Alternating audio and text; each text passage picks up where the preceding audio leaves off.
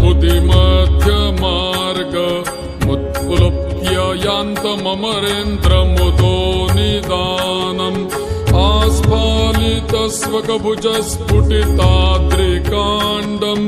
द्राङ्मैथिली नयननन्दन मध्य वन्दे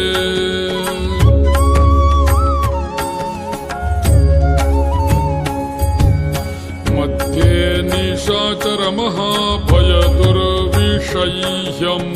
घोराद्भूतव्रतमियं यददश्चचार पत्येतदस्य बहुधा परिणामदूतम्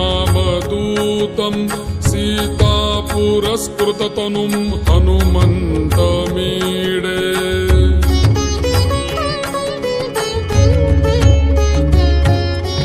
यः पादपङ्कजयुगं रघुनाथपत्न्या नैराश्यरूषितविरक्तमपि स्वरागैः प्रागेव रागी विदधे बहुवन्दमानो वन्देऽञ्जनाजनुषमेष विशेषतुष्ट्यै